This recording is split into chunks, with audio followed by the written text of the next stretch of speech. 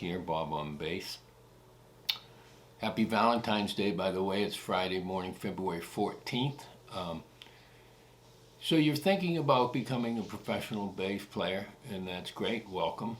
A couple things that we're going to talk about today is what it's like. I'm going to show you what it's like to be a professional player. Now, if you're of the level of, say, a Yannick Gwizdala, Adrian Farreau, Richard Bona, then this probably doesn't apply to you if you're of that virtuoso level. But for the rest of us, we do all kinds of gigs. We might play in a club with a rock and roll band. We might do a wedding. We might play with a blues band. We might back up a celebrity that comes into town. All kinds of things. So what I want to do today is just show you what it's like. Follow me through the day, see what I have to do. Today's itinerary is I've got to teach 7 students this morning. Most of us that play also teach. Then later this afternoon, this evening actually, I have a gig with a band called the 45s. It's kind of an 80s type band.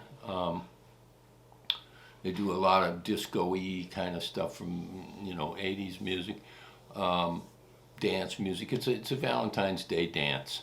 The gig start is 6 to 9, but I have to be there at 3:30 to set up and sound check.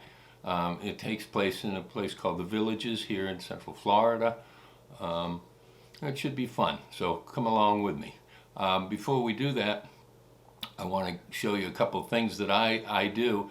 One is when I play with the band that, say this is a band that I don't normally play with a lot, I always ask for a set list. I'm going to hold this up so you can see. I don't know how good you can see. But this is the set list that they sent me with the keys of the songs that how they're going to do them. Yeah, that's one page, and this is the other page. I don't know if we can get a close-up on the camera or not, but we'll try to do that. But I always ask for that. The one thing you don't want to do is get on the gig and be embarrassed because you don't know the tune. Okay, so you want to definitely be prepared. You always want to get there early. I don't know about you, but you show up at the gig, you're already a little bit late, you jump up on the stage, you plug your stuff in, something doesn't work. I mean, that's just the way it goes. And it's probably because you were in such a hurry you forgot to plug something in or plug something in the wrong way. But anyway, follow me throughout the day, see what I do. Okay, so I just wanted to show you the amp I'm going to be using. It's a Mark Bass Ninja.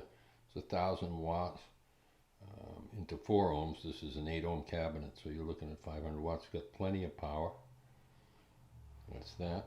And one thing I really like about it is, you see, very light.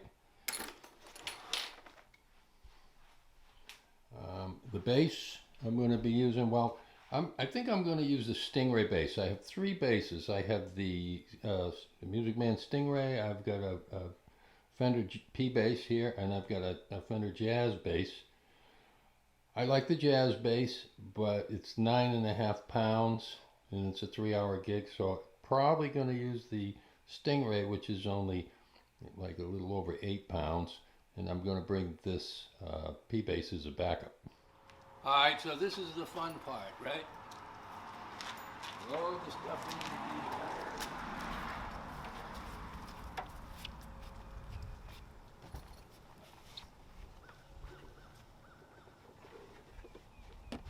I've got my bag with my wires.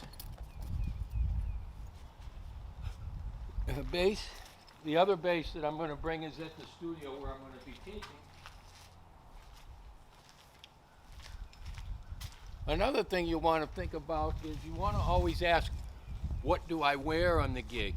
Now in this particular gig, I was told to bring a collared shirt, black pants, black shoes.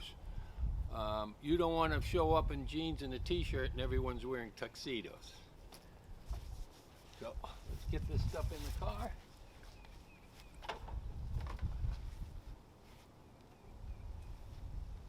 And let's go. Okay, so we're on our way to go do some teaching. I was looking at a couple of YouTube videos the other day, and they were talking about pay. Some people saying, no, I'm not going to do a gig for less than X amount of dollars and so forth. And at the end of this video, I'm going to disclose exactly how much I made for the day, so you have an idea. You could make more, you could make less. But this is kind of a typical day and a typical kind of a gig that I might do. But anyway, so I was listening to that, and a lot of it has to do with the area that you're living in. For example, when I lived in the Boston area, I played a lot of weddings, a lot of parties, and those paid a lot more than they do here. Not a ton more, but more, definitely more. But then again, of course, here I am in Central Florida. It's 9 o'clock in the morning, and it's about 80 degrees. And in Massachusetts, I could be trudging through the snow to go teach and play. But anyway, so here we go. We're going to go do some teaching. I'll show you the studio I teach in, and we'll get back to you.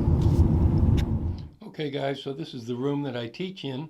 This is my other two basses, a Fender Jazz and a Music Man Stingray. Got a piano in here, which has a built-in drum machine, which is cool to play along with. A couple of amplifiers, music stand, and we're good to go. All right, so this is the place where the gig is. It's the Rohan Recreational Center. So this is where the gig is here. See some guys setting up over there. Now I'm going to bring my stuff in and set up, and I'll get back with you. Fangirls! Fangirls in New York? There's fangirls in New York? G-Bang.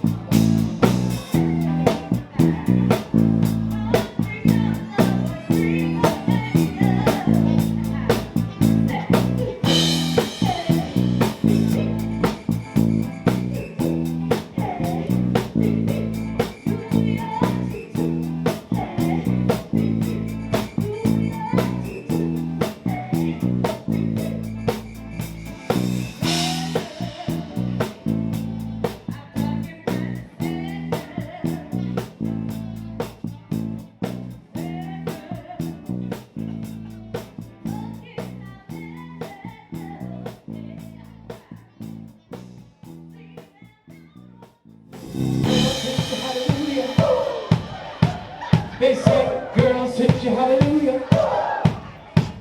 They say, girls hit you, hallelujah. Girls hit you, hallelujah. Girls hit you, hallelujah. Girls hit you, hallelujah. Hallelujah, hallelujah. Girls hit you, hallelujah. Hallelujah, hallelujah. Girls hit you, hallelujah. Hallelujah, hallelujah. Girls hit you, hallelujah. Hallelujah, hallelujah.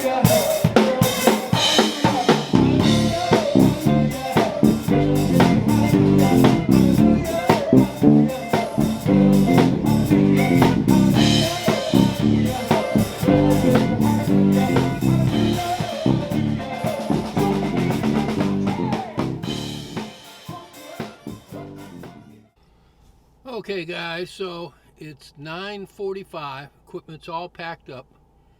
Time to head home. So hopefully this gives you an idea what it's like to be a pro player. Like I said earlier, unless you're a virtuoso and you can pretty much call your own shots. But this is what a pro bass player does. One gig to another. And the total take for the day, I said I would tell you what that was $280. Not great, not the best, not the worst, but that's what it is. And hopefully this gives you some insight into what it's like to help you make a decision if this is something you might want to do. Anyway, we'll see you again next time.